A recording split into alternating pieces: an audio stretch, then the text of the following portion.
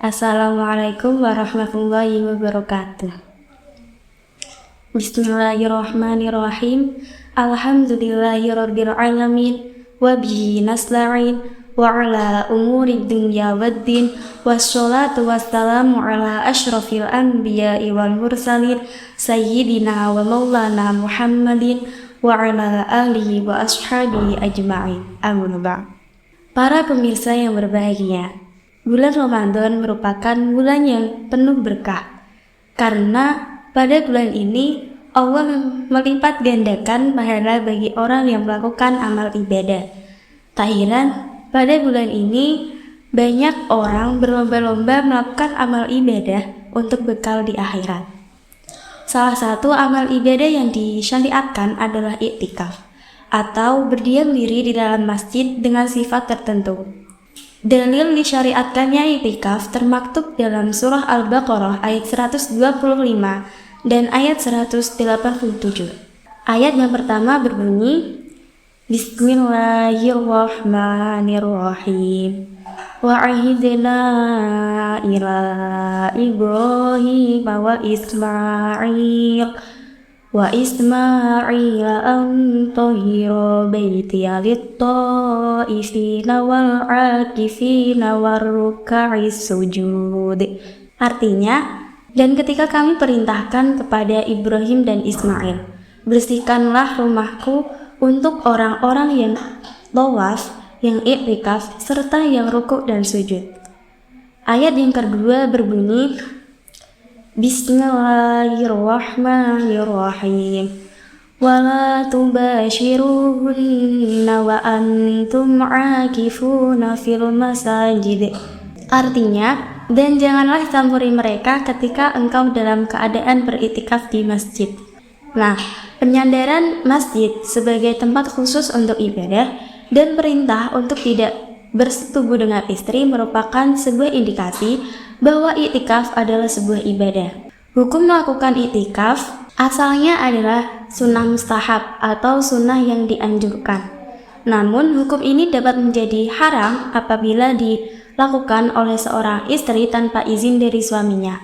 Hukum iktikaf juga dapat menjadi wajib apabila dinadarkan oleh seseorang, dan dapat pula menjadi makruh apabila dilakukan oleh seorang yang berdandan sehingga menarik perhatian orang lain yang menyebabkan fitnah. Pertanyaannya, mengapa iktikaf dianjurkan terutama di 10 hari terakhir bulan Ramadan? Karena pada dasarnya ada beberapa keutamaan saat menjalankannya. Yang pertama, mencari Lailatul Qadar. An Aisyah radhiyallahu anha anna Nabiyya sallallahu alaihi wasallam kana ya'takiful ashrul awakhir min Ramadan hatta tawaffahu azza wa jalla thumma i'takafa azwajuhu min ba'dihi, muttafaqun alaih. Artinya, dari Aisyah radhiyallahu anha, ia berkata bahwasannya Nabi sallallahu alaihi wasallam biasa beriktikaf di 10 hari terakhir bulan Ramadan hingga beliau diwafatkan oleh Allah. Kemudian istri beliau beriktikaf setelah beliau wafat. Hadis riwayat Bukhari dan Muslim. Iktikaf di 10 hari terakhir bulan Ramadan lebih diutamakan daripada iktikaf di selain hari tersebut karena untuk mencari Lailatul Qadar. Hal ini didasari menurut Imam Syafi'i, Lailatul Qadar hanya terletak di 10 hari terakhir bulan Ramadan. Karena siapapun yang melakukan amal ibadah pada Lailatul Qadar akan mendapatkan pahala yang besarnya sama dengan ibadah selama 1000 bulan. Yang kedua, mendapatkan pahala setiap saat. Berdiam diri di dalam masjid juga dapat dilakukan dengan mengerjakan sholat, membaca Al-Quran, dzikir, muhasabah, dan lain-lain. Bahkan tidurnya pun akan mendapat pahala yang tidak bisa didapatkan oleh orang yang tidur di rumah, karena tidurnya ini termasuk dari serangkaian i'tikaf. Yang ketiga, dijauhkan dari api neraka. Rasulullah pernah bersabda, barang siapa yang beriktikaf karena mengharap ridha Allah, maka Allah akan menjauhkan dirinya dengan api neraka sejauh 3 parit. Setiap paritnya sejauh antara timur dan barat.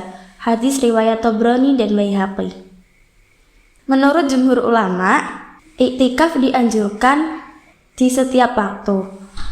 Karena tujuan iktikaf adalah mengharap ridha Allah, menghadap kepadanya, dan berpaling dari selainnya. Tentunya hal ini dapat terrealisasikan di segala waktu. Namun, pada waktu-waktu tertentu, seperti di bulan Ramadan atau di 10 hari terakhir bulan Ramadan, iktikaf lebih ditekankan untuk dilakukan. Kemudian, iktikaf yang telah dijelaskan tadi memiliki 2 syarat. Yang pertama adalah niat. Akan tetapi pada i'tikaf nadar harus dengan niat nadar atau niat fardu. Yang kedua, bertempat di masjid selama kira-kira tumakninah sholat, bahkan harus ditambah sekiranya diamnya tersebut dapat dikatakan berdiam diri. Kemudian, syarat-syarat orang yang melakukan i'tikaf harus beragama Islam, berakal, dan suci dari haid, nifas, dan junabah. Hal-hal yang dapat membatalkan i'tikaf adalah bersetubuh, keluarnya sperma, mabuk karena disengaja, murtad, haid, nifas, keluar dari masjid tanpa alasan, dan keluar dari masjid untuk melakukan kewajiban yang bisa ditunda. Demikian kultum yang dapat saya sampaikan. Apabila ada tutur kata yang kurang berkenan, saya minta maaf. Semoga kita semua dapat diberi kesempatan oleh Allah untuk bertemu kembali dengan bulan Ramadan tahun depan. Akhirul kalam, wabillahi taufiq wal hidayah. Assalamualaikum warahmatullahi wabarakatuh.